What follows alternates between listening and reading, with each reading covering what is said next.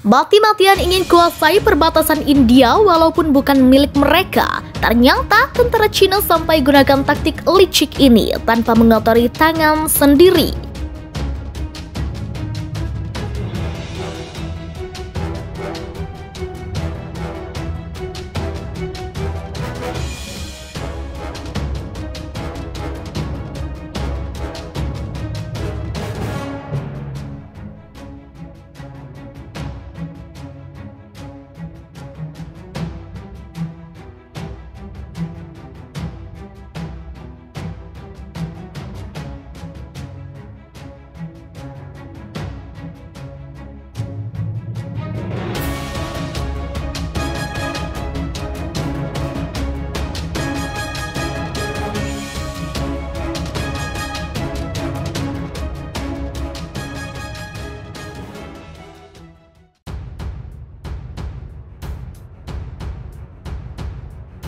Mati-matian ingin kuasai perbatasan India walaupun bukan milik mereka. Ternyata tentara Cina sampai gunakan taktik licik ini tanpa mengotori tangan sendiri.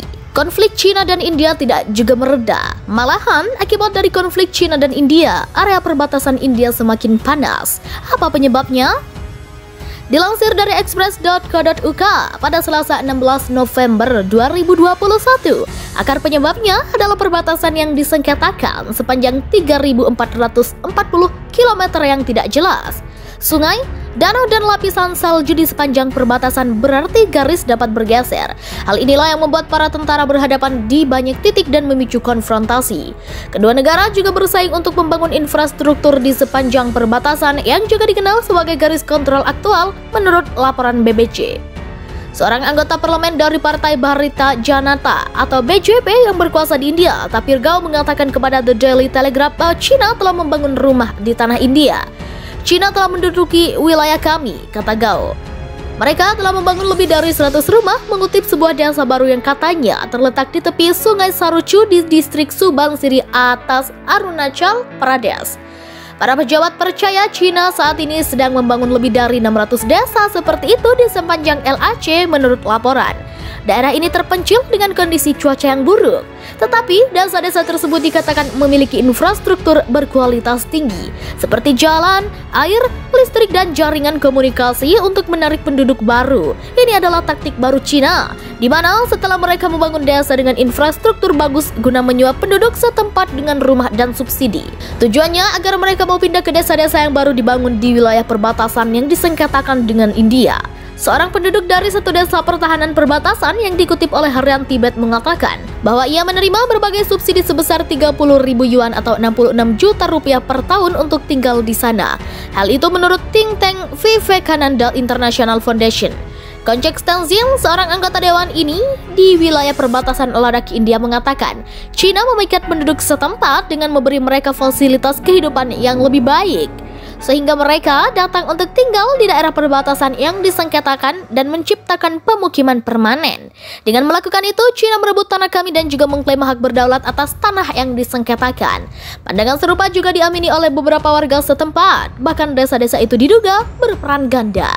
Maksud Tenzin adalah desa itu beroperasi sebagai pemukiman permanen di tanah yang disengketakan, namun juga sebagai stasiun militer pada saat konflik terjadi. Oleh karenanya, Tenzin mendesak New Delhi untuk berinvestasi dalam infrastruktur serupa di sepanjang perbatasan.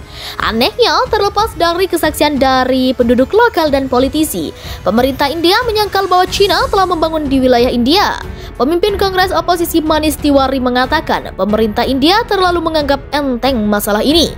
Mereka tidak tahu bahwa China telah menduduki wilayah India selama 15 bulan terakhir.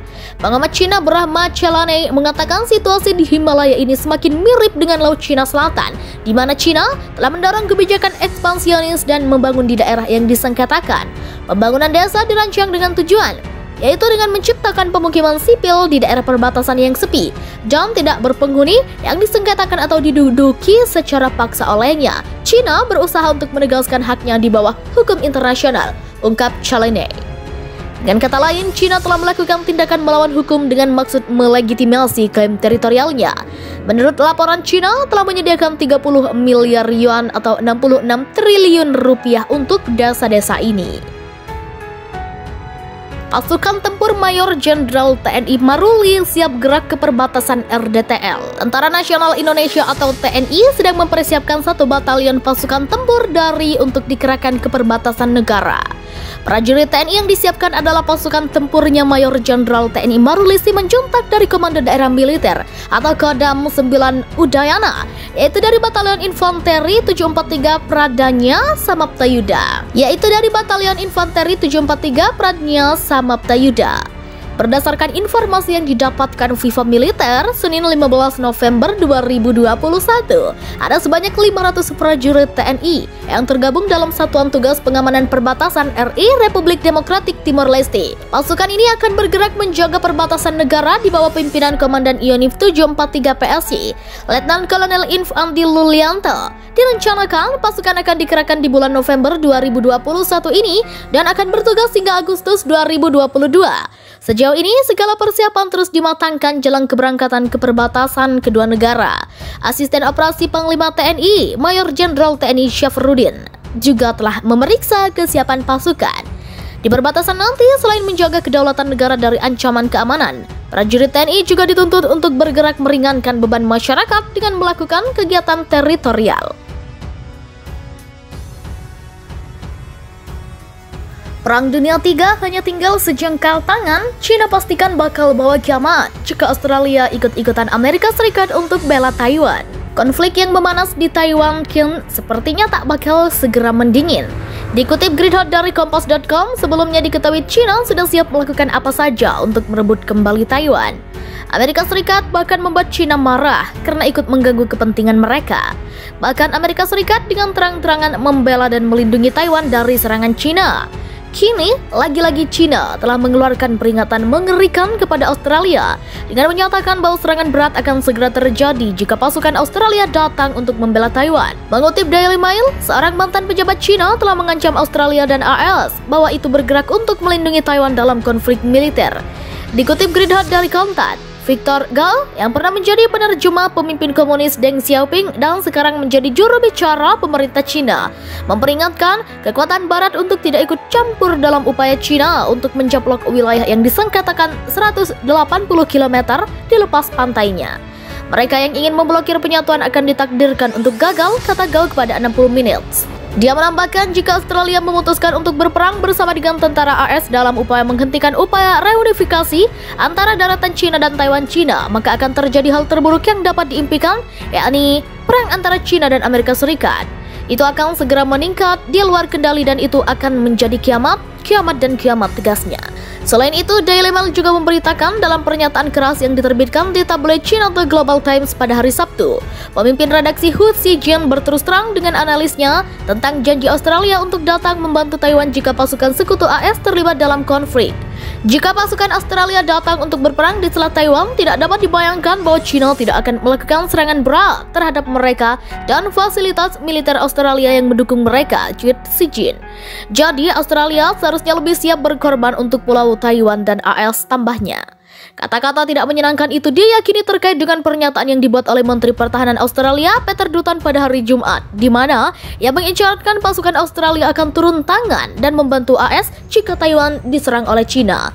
Di mata Dutton, langkah itu akan menempatkan Australia dalam posisi kekuatan global. China sangat jelas tentang niat mereka untuk pergi ke Taiwan dan kita perlu memastikan bahwa ada tingkat kesiapsiagaan yang tinggi.